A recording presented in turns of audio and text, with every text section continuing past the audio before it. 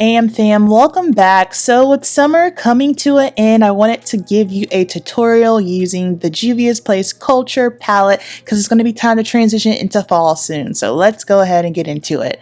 The first thing I'm doing is priming my eye. I'm loving the P. Louise eye base.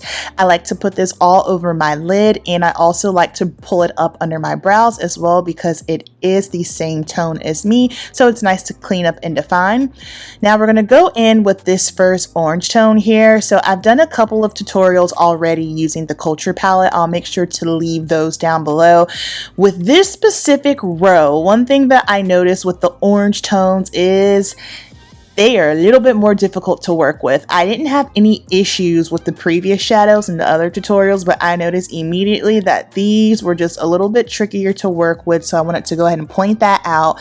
Now I'm just trying to deepen up that outer area and blending that out. The one thing about these is, and you guys will see when I get to the lid portion, the yellow was very difficult to work with.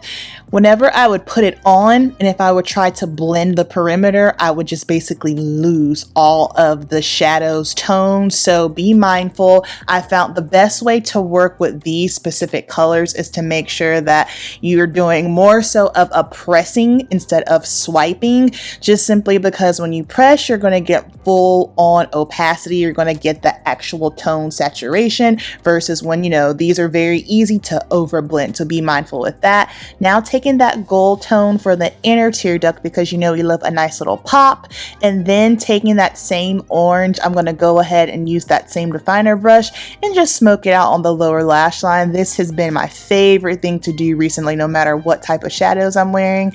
Then taking the L'Oreal Infallible pencil and I'm tight lining my upper, and I'm also on the outer. I'm going to pull it out just a little bit, and if you've been following me for a while, I don't like a very harsh wing line. That's just my preference, so I'm just going to go ahead and keep smudging it out so that way we get a little bit of a flick, but more so of a smoked out and not that harsh liquid line on the upper eye. Nothing wrong with that, that's just not my vibe. And then you guys already saw the face portion, so I was doing my demo comparing the e.l.f. Halo Glow to the Charlotte Tilbury Hollywood Flawless filter. So if you haven't seen that video, I will go ahead and link that down below, but I did want to add in some of the face elements because I know quite a few of you were probably going to ask me what I was using. And the Black Opal Concealer, hands down my favorite concealer I've tested out so far this summer, and that is going to complete our last summer look. Down below in the comments, let me know what tutorial you'd like to see next and what eyeshadow palette. You know the deal, keep it simple. I'll see you in the next one. Peace.